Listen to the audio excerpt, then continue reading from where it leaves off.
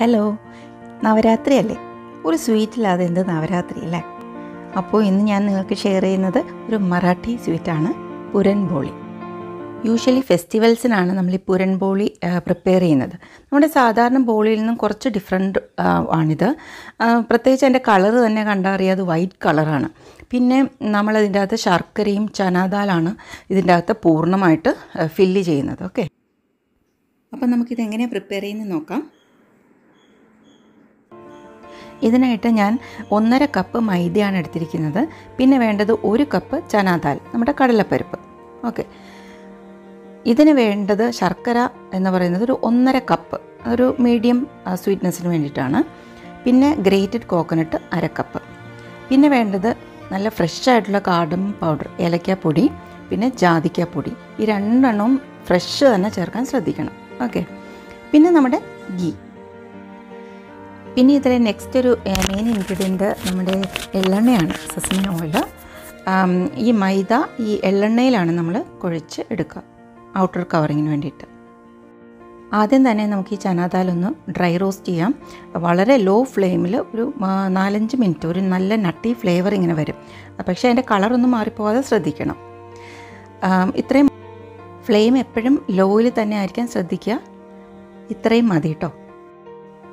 ഇത് ഒന്ന് തണുത്ത ശേഷം നമുക്ക് മറ്റൊരു ബൗളിലേക്ക് മാറ്റി കുറച്ച് വെള്ളം ഒഴിച്ച് അത് ഒരു 1/2-3/4 മണിക്കൂർ ഇത് സോക്ക് ചെയ്യാനായിട്ട് വെക്കാം.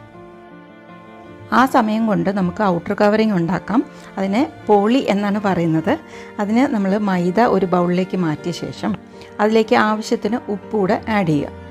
അതിനുശേഷം കുറേശ്ശെ വെള്ളം ഒഴിച്ച്, ഞാനിപ്പം 1 കപ്പ് വെള്ളം എടുത്ത് വെച്ചിട്ടുണ്ട്, പക്ഷെ ഒന്നിച്ചൊഴിക്കരുത്. കുറേശ്ശെ വെള്ളം ആഡ് ചെയ്തിട്ട് നന്നായിട്ട് അങ്ങ് മിക്സ് ചെയ്തെടുക്കുക. നമ്മൾ ചപ്പാത്തി പറാട്ടയ്ക്കൊക്കെ കുഴക്കില്ലേ, അതേപോലെ തന്നെ നന്നായിട്ട് ഈ ബാറ്റർ കുറേശ്ശെ വെള്ളം ആഡ് ചെയ്ത് മിക്സ് ചെയ്തെടുക്കുക.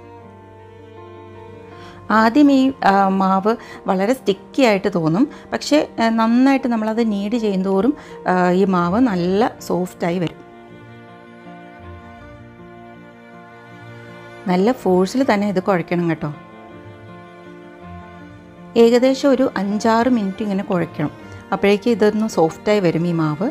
അപ്പോഴേക്ക് ഇതിലേക്ക് 2 ടേബിൾ സ്പൂൺ എള്ളെണ്ണ ചേർത്ത് നന്നായിട്ട് വീണ്ടും കുഴയ്ക്കുക, ഒരു 3-4 മിനിറ്റ് കൂടെ. എണ്ണ കൂടെ ചേർത്ത് കഴിയുമ്പോഴേക്ക് മാവ് നല്ല സോഫ്റ്റ് ആയിരിക്കും. പിന്നെ ഇപ്പോൾ ഈ ഒരു സ്റ്റേജിൽ നമ്മുടെ കയ്യിലൊന്നും ഒട്ടത്തില്ല. ഇവിടുത്തെ ബോളി എക്സ്പേർട്ട് അമ്മയാട്ടോ, അതുകൊണ്ട് നിങ്ങൾക്ക് വേണ്ടി ഇത് എൻ്റെ അമ്മയാണ് പ്രിപ്പയർ ചെയ്ത് കാണിക്കുന്നത്. ഇപ്പോൾ ഒരു 3-4 മിനിറ്റ് കൂടെ കഴിഞ്ഞു, മാവ് നല്ല സോഫ്റ്റ് ആയിട്ടുണ്ട്. ഇതിലേക്ക് ഒരു വലിയ സ്പൂൺ എള്ളെണ്ണ കൂടെ ഒഴിച്ച് ഒന്ന് സ്പ്രെഡ് ചെയ്തിട്ട് അത് നമുക്കൊന്ന് റെസ്റ്റ് ചെയ്യാനായിട്ട് വയ്ക്കാം, ഒരു 1/2 മണിക്കൂർ. അപ്പോഴേക്കും മാവ് നല്ല സോഫ്റ്റായി കിട്ടും. ഞാനിവിടെ 1 കപ്പ് വെള്ളം എടുത്തിട്ടുണ്ടെങ്കിലും ഞാനൊരു 3/4 കപ്പ് വെള്ളം മാത്രമേ നീഡ് ചെയ്യാനായിട്ട് ഉപയോഗിച്ചിട്ടുള്ളൂ. ഈ സമയം കൊണ്ട് നമുക്ക് ദാലൊന്ന് കുക്ക് ചെയ്തെടുക്കാം. കുക്കറിൽ ആവശ്യത്തിന് വെള്ളം, അതായത് നെകക്കെ വെള്ളം ഒഴിച്ച ശേഷം ഒരു 6 to 7 വിസിൽസ് വേവിക്കും. ആ സമയം കൊണ്ട് നമുക്ക് തേങ്ങ ഒന്ന് ഡ്രൈ റോസ്റ്റ് ചെയ്തെടുക്കാം. ഇതിൻ്റെ കളറൊന്നും ചേഞ്ച് ചെയ്യരുത്, ആ മോയ്സ്ചർ ഒന്ന് മാറി കിട്ടിയാൽ മതി കേട്ടോ. കളർ ഒരിക്കലും മാറും. ഒരു 2 to 3 മിനിറ്റ്സ് മതി ലോ ഫ്ലെയിമിൽ. ഇത്ര തന്നെ മതി, ധാരാളം. അപ്പോഴേക്കും നമ്മുടെ ദാലൊക്കെ വെന്തിട്ടുണ്ട്. അത് ഞാൻ സ്ട്രെയിൻ ചെയ്തെടുത്തിട്ടുണ്ട്. ഇത് കണ്ടോ, ഇത് വെന്ത് കുഴഞ്ഞു പോയിട്ടില്ല. പക്ഷെ നമ്മളൊന്ന് കൈവച്ചൊന്ന് പ്രസ് ചെയ്ത് നോക്കുകയാണെങ്കിൽ അത് നന്നായിട്ടങ്ങ് പ്രസ്സായി വരും. ഈ ഒരു സ്റ്റേജിൽ വേണം നമ്മൾ വേവിച്ചെടുക്കാൻ. ദാലൊന്ന് തണുത്ത ശേഷം നമുക്ക് ഇത് മിക്സിയുടെ ബൗളിലിട്ട് ദാലും ശർക്കരയും കൂടെ നമുക്കൊന്ന് ക്രഷ് ചെയ്തെടുക്കണം. ഇതിപ്പം ഞാൻ 2 ബാച്ചായിട്ടാണ് ചെയ്യുന്നത്, പകുതി ദാലും പകുതി ശർക്കരയും കൂടെ. ഒത്തിരി അങ്ങ് അരച്ച് പേസ്റ്റ് ആക്കണ്ട കേട്ടോ.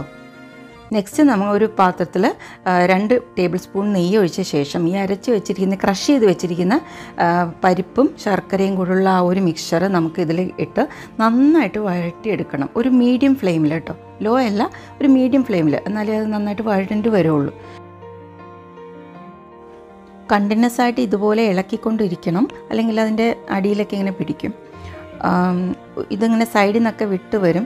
ആ ഒരു സ്റ്റേജ് ആകുമ്പോഴേക്ക് 1 ടീസ്പൂൺ ഏലക്കായ്പ്പൊടിയും 1/2 ടീസ്പൂൺ ജാതിക്ക നട്ട്മെഗിൻ്റെ പൊടിയും കൂടെ ആഡ് ചെയ്തിട്ട് നന്നായിട്ട് മിക്സ് ചെയ്തെടുക്കാം. ഈ ഒരു സ്റ്റേജിൽ നിങ്ങൾക്ക് വേണമെങ്കിൽ സാഫ്രൻ്റെ 2-3 സ്ട്രാൻഡ്സ് കൂടെ ആഡ് ചെയ്യാം കേട്ടോ. ഇനി ഫ്ലെയിം ലോയിലേക്ക് ആക്കിയിട്ട് നന്നായിട്ട് ഇതൊന്ന് മിക്സ് ചെയ്ത് കൊടുക്കുക. സൈഡ്സിൽ നിന്നൊക്കെ ഇങ്ങനെ വിട്ട് വരും. അപ്പോൾ അത്രയും മതി കേട്ടോ.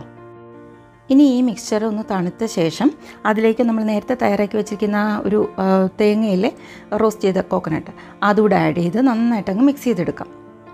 എന്നിട്ട് ഒരു ചെറിയ ചൂടുള്ളപ്പോൾ തന്നെ നമ്മൾ ഇതുപോലെ കയ്യിൽ ഒന്ന് നെയ്യ് ഗ്രീസ് ചെയ്തിട്ട് നന്നായിട്ട് ബോൾസ് ആക്കി എടുക്കുക.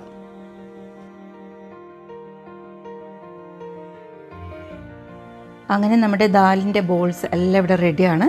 അപ്പോഴേക്കും നമ്മുടെ ആ നേരത്തെ നമ്മൾ തയ്യാറാക്കി വെച്ചിരിക്കുന്ന ആ ഒരു മൈദയുടെ ആ ഒരു കൂട്ടുണ്ടല്ലോ, ഔട്ടർ കവറിങ്ങിനുള്ള സാധനം, അതും റെഡിയാണ്. ഇനി അതിൽ നിന്നും ഇതേപോലെ ബോൾസ് ആക്കി എടുത്തിട്ട് നന്നായിട്ട് നമുക്കൊന്ന് കൈ വെച്ച് സ്പ്രെഡ് ചെയ്തെടുക്കാം. കയ്യിൽ വെച്ച് തന്നെ നമുക്ക് നന്നായിട്ട് പരത്താൻ പറ്റും, കാരണം അതിൽ നിറയെ എണ്ണയുണ്ടല്ലോ. അതിലേക്ക് ഈ ഒരു ബോൾ എടുത്ത് വെച്ച് കവർ ചെയ്ത് 4 സൈഡിൽ നിന്നും ഇതേപോലെ ഒന്ന് കവർ ചെയ്ത് കൊടുത്ത് കൈവച്ച് തന്നെ നന്നായിട്ടൊന്ന് ഉരുട്ടിയെടുക്കുക നല്ല ഷേപ്പിൽ.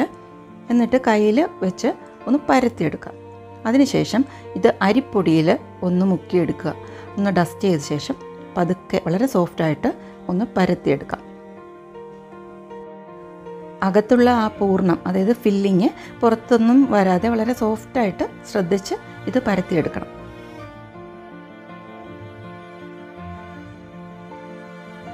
കണ്ടോ, ഇതുപോലെ മൈദയുടെ ബോളും ഈ ദാലിൻ്റെ ബോളും ഏകദേശം ഈക്വൽ ആയിരിക്കണം. ദാലിൻ്റെ ബോൾ കുറച്ച് വലുതായാലും കുഴപ്പമൊന്നുമില്ല. ഇതേപോലെ കൈവച്ച് മൈദയുടെ ആ ഒരു പോളിയുടെ ഇത് പരത്തിയ ശേഷം ബോളകത്ത് വെച്ച് 4 സൈഡിൽ നിന്നും ഇതുപോലെ കവർ ചെയ്യുക. മൈദ ആയതുകൊണ്ട് തന്നെ നന്നായിട്ട് സ്ട്രെച്ച് ചെയ്യും.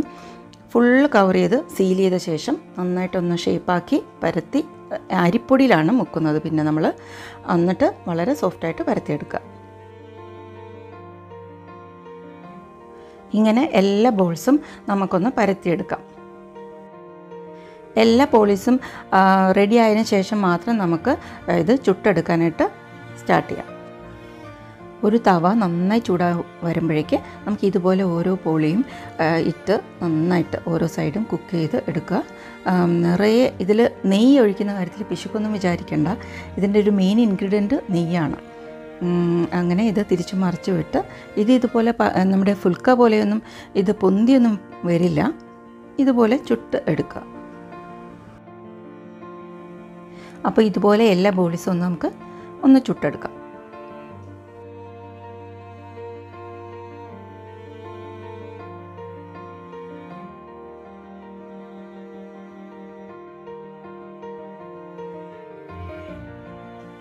അങ്ങനെ നമ്മുടെ പുരൻ പോളീസ് എല്ലാം ഇവിടെ റെഡി ആയിട്ടുണ്ട്.